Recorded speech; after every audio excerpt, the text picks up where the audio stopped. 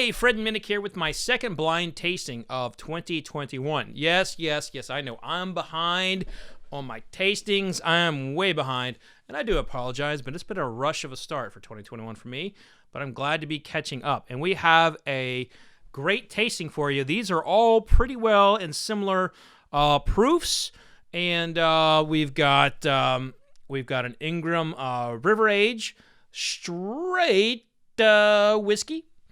We've got Ezra Brooks, which, of course, Ezra Brooks, part of the Luxco portfolio, just acquired by MGP. So this is something that they made at Luxro. We've got Pure XO, or Pure Kentucky XO. That is a Willett product. We've got Town Branch, a bourbon coming out of Town Branch. From Nevada, we have Frey Ranch. Frey Ranch. Very excited about this distillery. And 4 years old from Hard Truth Distillers, a barrel pick by Meyer. So Meyer with the barrel pick in the house. Now, I do not know what I am tasting, but as I am tasting, you will see what I am tasting. I have my results right here. I'll be reading them at the end. But as I am tasting, you will get to see in a graphic what I am sipping on, but I don't know it as I am tasting it. I won't know until I open this up, and you can see my reaction then and my thoughts. So here we go, starting with glass number one. Glass number one.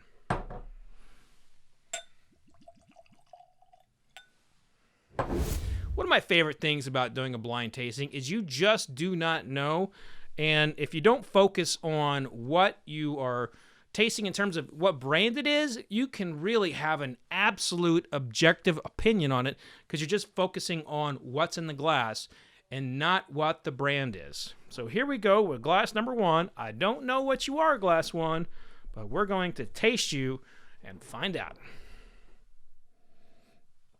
Oh yeah, lovely nose. Little citrus, little vanilla there.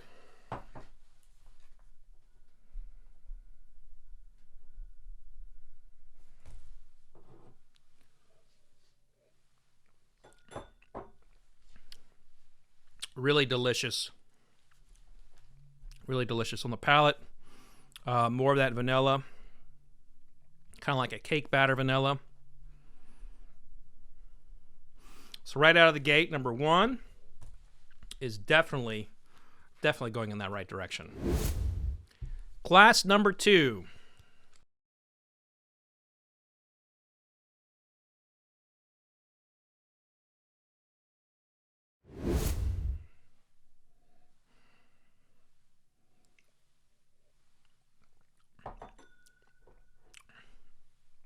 This has got a peanut butter profile to me, kind of like a sugar cookie peanut butter cookie and a sugar cookie. Give me some milk. I want some cookies now. All right, let's go to glass three. Ooh, a little funk going up in here.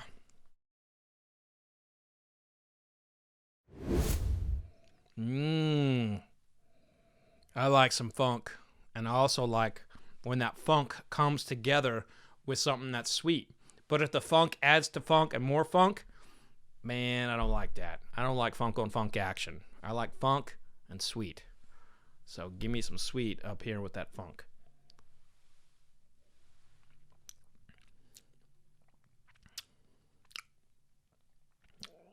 Glass three is trying. Glass three is trying. And it may have just won me over because there's a big old dollop of orange sherbet coming in after some of that funk.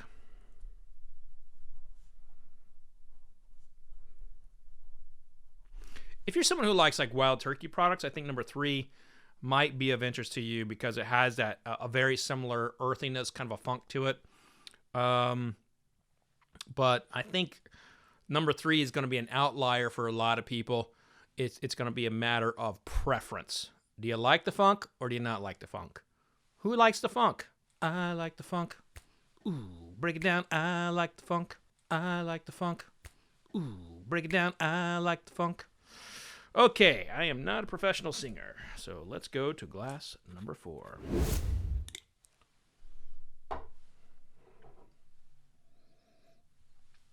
Now that smells interesting. Nose is a little bit more like malt. See, that color's just slightly lighter than what we've seen on some of the others.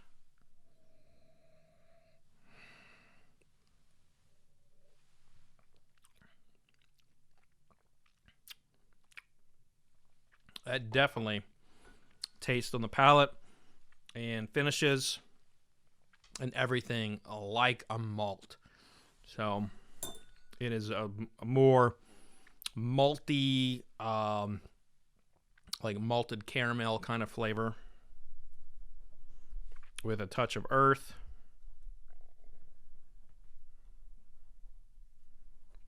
And like a raspberry pastry. Glass number 5. Glass number 5.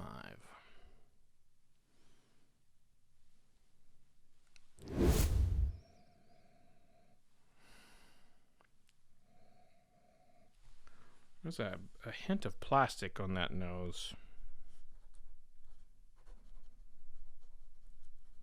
And varnish. There's some varnish there. Definitely not the nose you want to pick up, you know?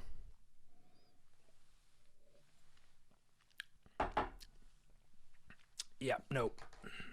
Oh.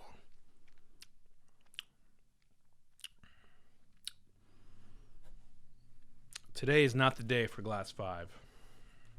Not the day. That's the funny thing about blind tastings, is one day you may like something, the next day you may not.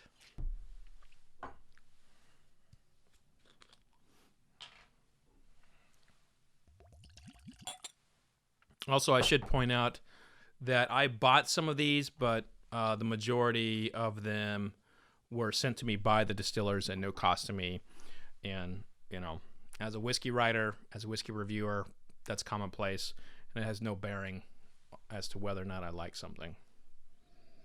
But I like you to know that. Class 6.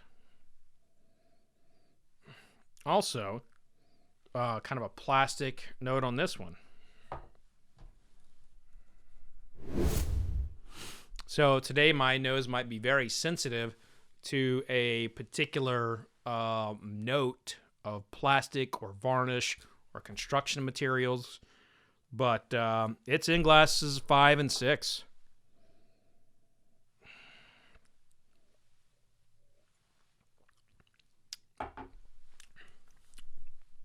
Unlike 5, however, 6 is bringing forth a lot of different flavors. I'm getting cornbread, jalapeno, like a jalapeno jelly.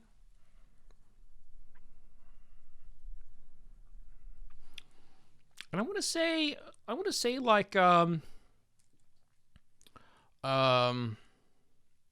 pie a la mode. Ooh, that sounds so good. That sounds so good. Like that nice, like baked apple pie kind of thing with a little dollop of ice cream on there, vanilla ice cream. Ooh, I just gained 10 pounds thinking about it. Okay, so that's the first round of the tasting. We definitely know 5, for better or worse, did not do well today, so we're putting 5 in last. After that, I think it was pretty close between the rest of them. But let's go back to 1. I really like the citrus, vanilla.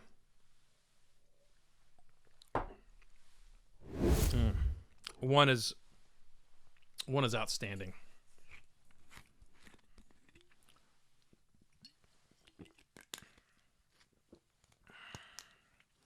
Back to 2. You know, anytime I see the number 2, I think of our 2-year-old, and he's so much into music, and it makes me so excited because he's at home. Like a lot of kids want to watch Bubble Guppies. He wants to watch Billy Idol perform Eyes Without a Face. He has to listen to Crowded House's in the song Don't Dream It's Over like 1,000 times before he goes to bed. Like, this kid's love for music is just beautiful. And so when I see the number 2, it brings a smile to my face. And it just tells you, like, you know, as a taster, you have to be aware of that sort of thing. Because I looked at 2 and I just automatically just kind of like rising up in my belly of like joy of my 2-year-old. And so I'm trying to like just focus on the whiskey, but I can't help it. I'm only human. I'm smiling right now because of my little boy Julian and thinking about him, you know, playing the drums or something one day. That said, it smells like peanut butter.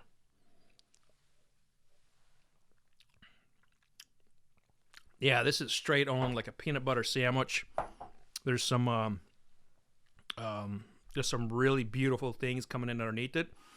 But number 2 is a peanut butter, maybe you want to call it almond butter, and there's some rustic notes coming in underneath that. Then there's like a sugar cookie. This is a really, really good bourbon. Class number 3.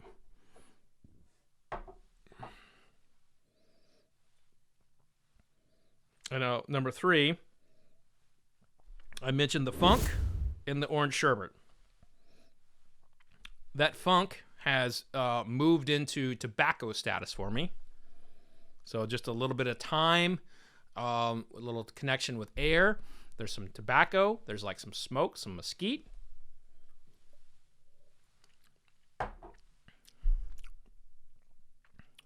And on a certain day, that's going to be my favorite.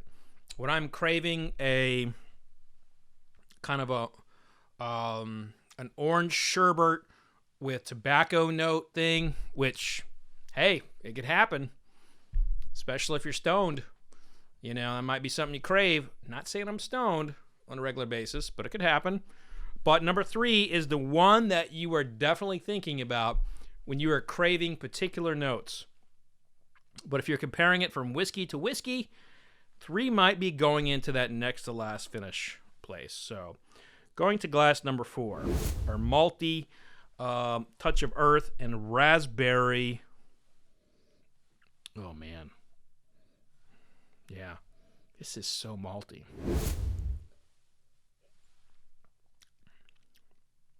In all honesty, if you were to press me on this one to like guess what it is from a style perspective, my guess is it would be a malt.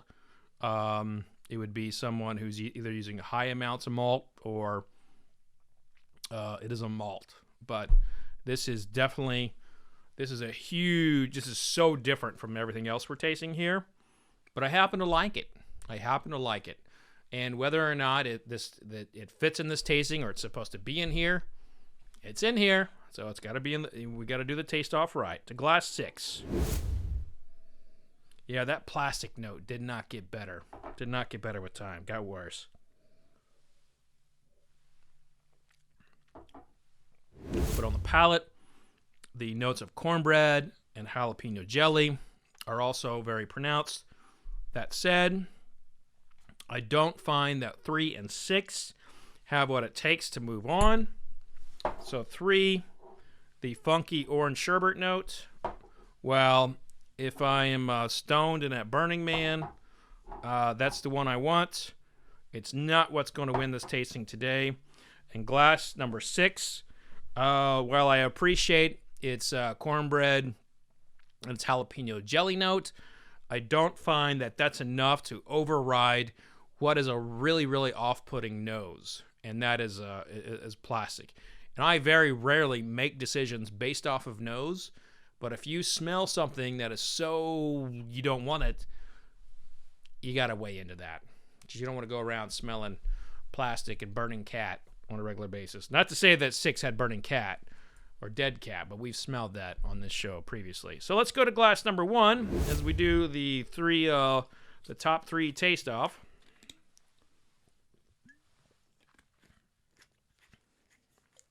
Another thing as a taster, you do taste differently in different seasons. I have noticed this about myself. In the winter, I tend to be more attracted to citrus. So maybe my body's craving some vitamin C. Maybe I just need a big old dollop of orange sherbet. I don't know. But, you know, the fact is, I just put something that had orange sherbet and second to last. So what I'm telling you this is because you got to know your faults, right? You got to know your faults, and you got to know what you lean toward so you can try to be as objective as possible. But at the end of the day, you're only human, and you do make decisions based on your personal preference, no matter how hard you try to remove them. And I do encourage everybody to taste at home, to do your own blind tastings, and definitely do not rely on my word on these things. Make your own decisions. Taste for yourself. Going back to glass one. Here I was just telling everybody that I'm trying to remove my bias of citrus and my love for citrus in the wintertime. And I just got a big old nose full of citrus. And it's just calling to me like a siren on the ocean. A pirate, come to me, come to me.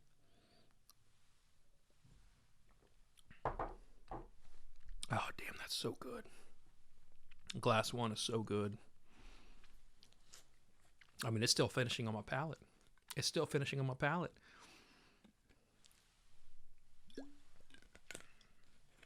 And I know what two is. I know two is that big old peanut butter sugar cookie, just kind of like all those good things you're thinking about going to a birthday party. It's in this glass right here. So this glass right here is a birthday party.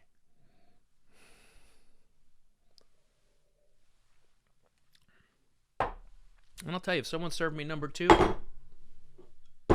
if somebody served me glass number two at a birthday party, I'd be very happy. Glass number four. Glass four is just so different. It's the outlier here in this three glass taste off, and it's so different. It's so much different in style and character.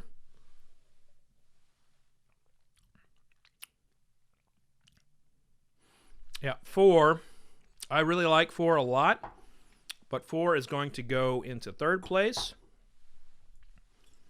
It just doesn't have the oomph to compete against glasses one and two.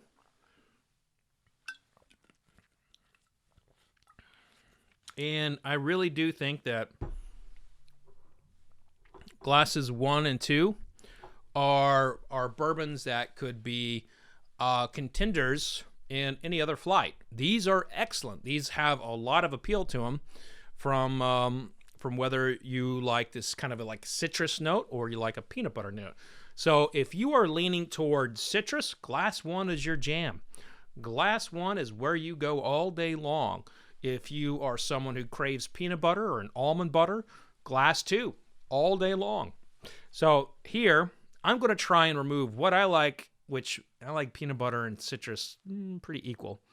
And I'm going to try and figure out where it's hitting on the palate for the most part, and how long it's on the palate, and what's the winner. So here we go, glass one.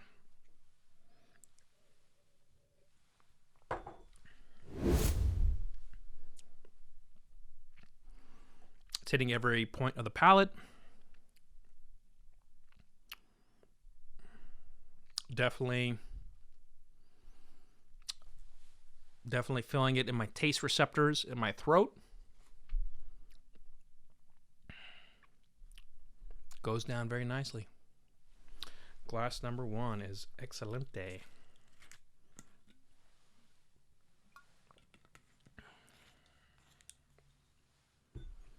Glass two.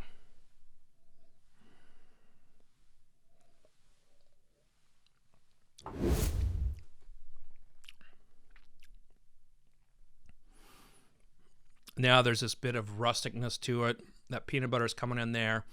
There's like a extra crispy piece of toast, like a little bit of like honey on there.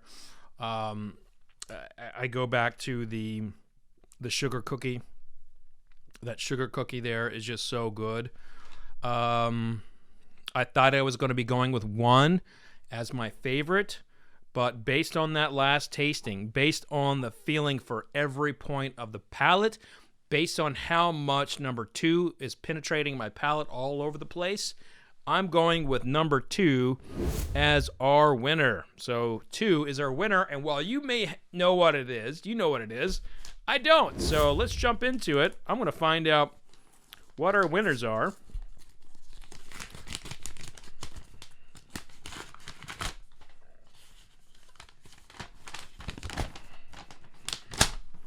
Okay, so coming in at number 5 is Pure Kentucky Small Batch, the XO from Willett. That's a shocker. At number 3, Hard Truth, Sipes Single Barrel, finished in rum cask. All right. At number 6, Frey Ranch Farmer Distillers, 4-year-old from Nevada. So, as you may recall, I said 6 had that plastic note, but the palate was fantastic. So let's take a look at their cork. When I taste a plastic note, sometimes it's like a synthetic cork.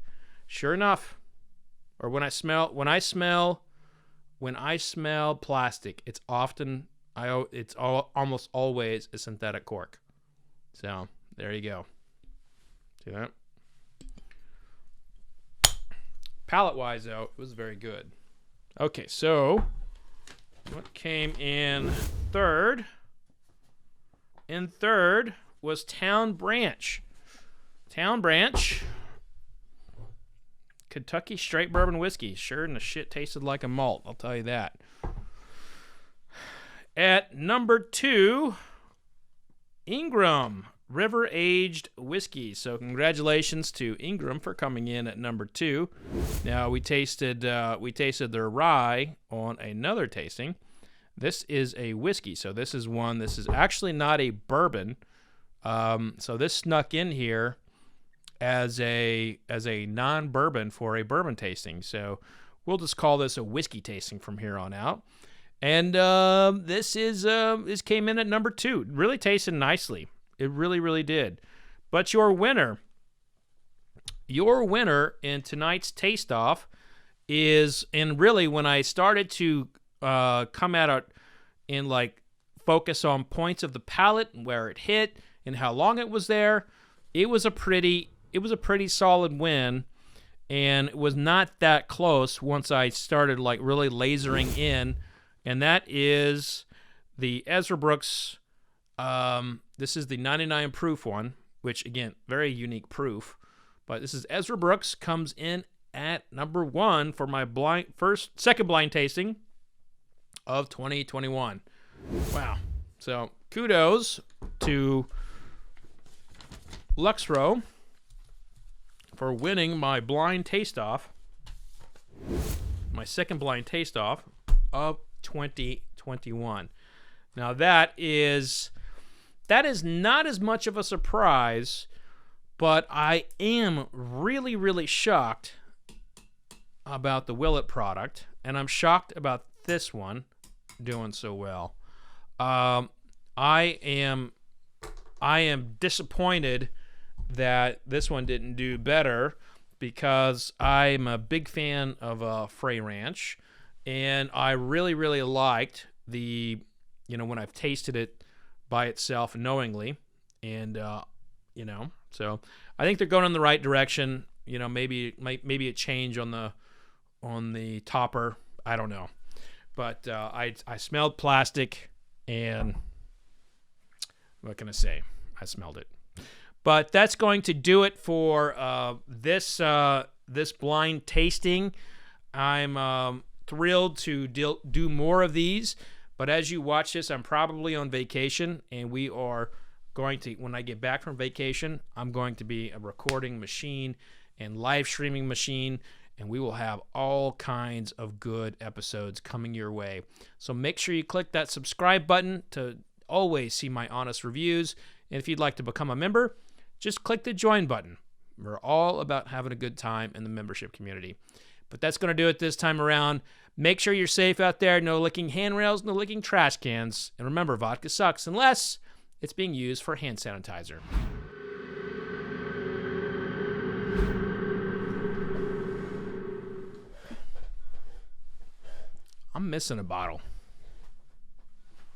I'm missing a bottle. But I'll see you guys next week. Cheers.